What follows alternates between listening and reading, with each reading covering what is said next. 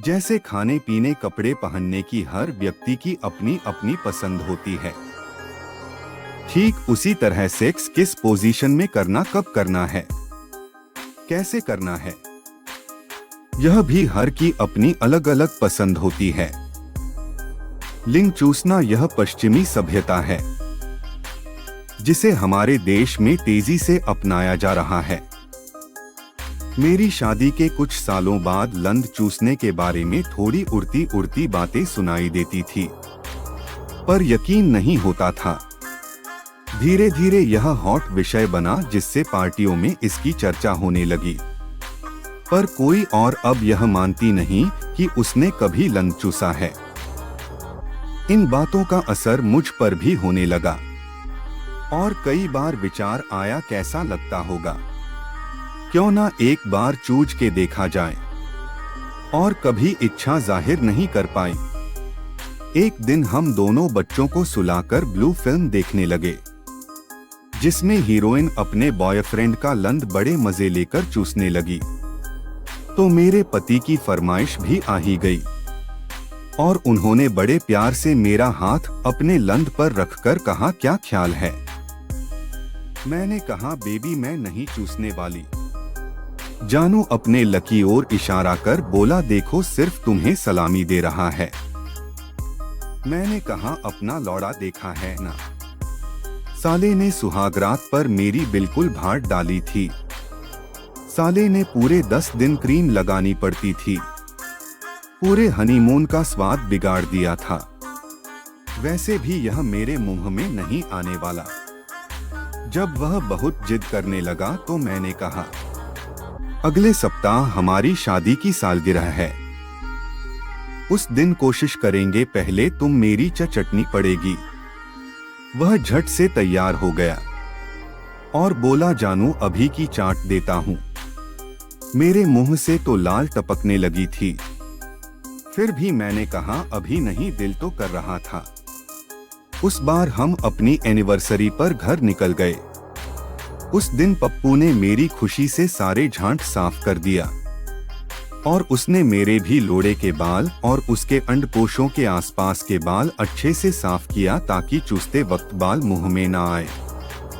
फिर हम दोनों ने एक साथ स्नान किया जिसमें उसने मेरी चको शैम्पू लगाकर साफ किया और ठीक वैसे ही मैं भी उसके लोड़े को रगड़ रगड़ कर साफ किया और वह मुझे नंगी ही अपनी बाहों में उठाकर बेडरूम में ले आए। खूब सारी चुम्मा चाटी के बाद मैंने बेबी को अपनी चकी तरफ इशारा किया तो वह धीरे धीरे नाभि से होता हुआ मेरी टांगों के बीच आ गया और मेरी चपर हाथ फेरने लगा। फिर धीरे धीरे से मेरी चको अपनी जीत से चाटने लगा।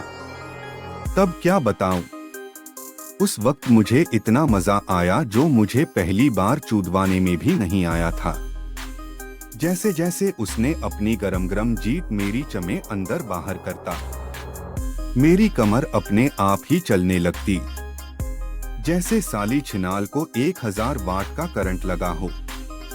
थोड़े ही समय में मेरी सांसें तेज हो गई थी और मेरी चने पानी छोड़ना शुरू कर दिया, तो वह झट से मेरी चमे मुंह डालने लगा और अब मेरी सांसें और भी काफी तेज हो गई थी। उधर मैंने उसके लोड़े से खेलना शुरू कर दिया जिससे उसका जोश और बढ़ने लगा। आप बहुत ज्यादा तेजी से अजीब से मेरी बोर लगने लगा और उसने हल्का सा मेरी बुद्धि को अपने दांतों से काट भी देता है। मैंने अपना सारा पानी उसके मुंह पर उल्टी दिया।